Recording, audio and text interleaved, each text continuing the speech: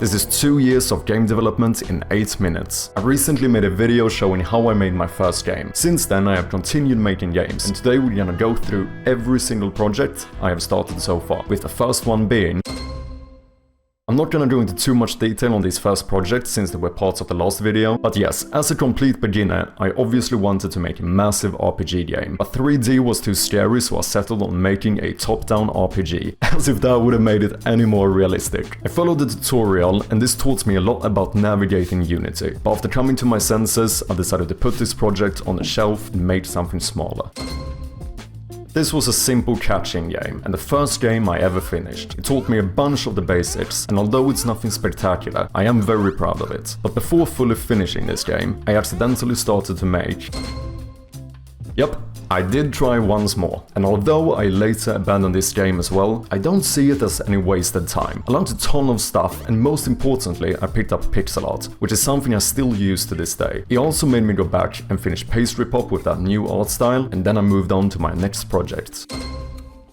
One of the reasons why an RPG game is so difficult to make for a solo developer is that they tend to be quite long and narrative driven, which means you have to spend a lot of time making content that the player might only see once or twice. More content, but less replayability. I decided to try the opposite, in other words, a roguelike. I settled on making a deck builder, in a similar vein to Monster Train. So I learned about scriptable objects and I made some cards, and then I started building a prototype. I wanted to sort out some art too, but I needed a good theme for the game. My partner told me to do Vikings and Norse mythology, and I was like, that's dumb. And then I got the great idea of doing Vikings and Norse mythology. So I began making the art and threw it into the engine. So the plan was to make an auto-battling roguelike deck builder. You place the Jarl and you encounter enemies throughout the game. But on your journey you collect cards that can be used to summon allies to fight alongside you. If you reach and defeat the final boss, then you win. But if your Jarl dies, then you lose. So over the next couple of months I added a lot more units, as well as spell cards, a bunch of trinkets that give you different passive effects, currency system and a shop, active items that could be used once per fight that might protect you or give you more energy, a rudimentary version of the randomly generated map, and overall the game was actually turning out pretty fun. However, I realized a few design flaws. Since you could have more cards in your deck than there could be enemies in an encounter, there was a weird balance where enemies were much stronger than a vast majority of units in the game, and since it was game over if your Jarl died, the best strategy was just to stack up as many units as possible and meat shield your way to the final boss. I did think of a few ways to counteract this. In Monster Train you fight on multiple floors and enemies spawn in throughout the battle, and they also have a final wave where you fight it out until only one side stands. I wasn't sure if I wanted to go with the same solution as them. I still continued working on Hall of Honor, but I also started a couple of side projects. This was nothing but a mere challenge. At this point I had relied a fair amount on tutorials and AI, and I wanted to see if I could build an application using nothing but my current knowledge of programming. And in a day or two I managed to create a calculator. It might look like shit, but it's fully functional, and just for fun I even implemented a little math game in it, and then I started the next project. I went for a simple memory game. I did this with very clear intentions. I wanted to finish the core gameplay in just a couple of days so that I could put all my focus on polishing, something I felt like my other games had lacked. So I switched out to placeholder art, learned a bunch about animations, post-processing and scene transitions. I also spent a lot of time on making a decent menu with proper settings, but no project can escape the sheer power of scope creep, so I also added 2 more game modes, a competitive mode and a bunch of statistics, and then I released it on itch. This game taught me a lot about structure, both in terms of the code and the project itself, and that leads us to the next game.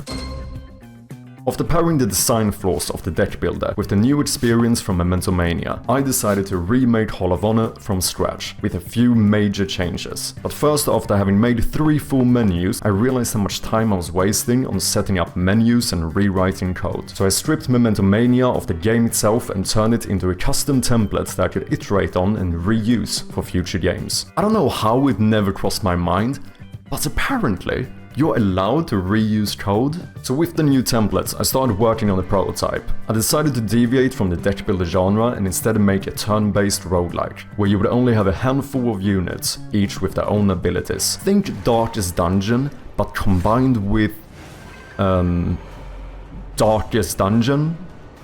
I re-implemented all of the arts, and I also sorted out the first proper enemy. I made a bunch of ability icons, and then I had the basic combat working. Since you would end up spending more time planning your moves now, I added some idle animations to the characters so that you wouldn't just look at a static screen. And after all of that work, I still decided to completely revamp the art style. I brought the native resolution down from 640 by 360 to 320 by 180, and I think it ended up looking a lot better. I found that I struggled filling in the details of the bigger resolution, whereas I worked much better with the constraints of the smaller one. I wanted to make more status effects with the respective resistances, as well as an inventory system with consumable items and a bunch of other stuff. I was also planning on adding a Slay the Spire-like map, but first I sorted out some animations for when you attack, use a buff, or take damage. And overall, the basic concept of the game was working, and I felt a lot better about where this version was going. However, at some point I started considering how much time it would take for me to finish a game like this, with all these different systems, the status effects, and the enormous amount of balancing I would have to do. And with my still relatively limited experience, I think I started getting cold feet. In the end, scope creep might have gotten the best of me again, so I decided to put this project on hold and try out some smaller projects again. This isn't really a game, but I just wanted to finish some smaller project, so I decided to make a dice application. I added pretty much every type of die you could need and sorted out some animations. Then I somehow proved that you can add scope creep to even the tiniest of projects, so I made a customizable interface where you can change the colors of the die and the background, as well as switch between different layouts, display role history, show and hide names, and I even added an audio player with 14 different copyright-free songs and ambiences. And then I made another application. At this point, I was doing so much programming that I legit started to experience pain in my hands and wrists. So unlike any normal human being who would take a break, I decided to build an application to help me learn how to type more ergonomically. I also added a bunch of fun facts for the practice sentences, so you could learn those at the same time as learning proper home row typing. Two birds with one stone, eh? I didn't finish it, but the core concept is pretty much there. And in October of 2024, without a single successful release, I decided to go against all of the common advice. I quit my job, went back to streaming, and started working on my next project full-time.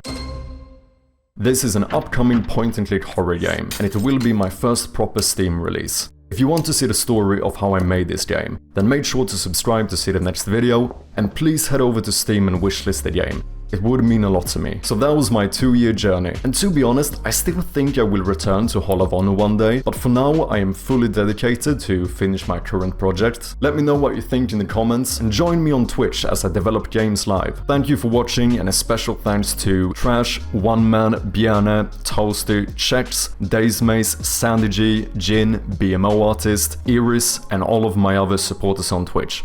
I appreciate ya.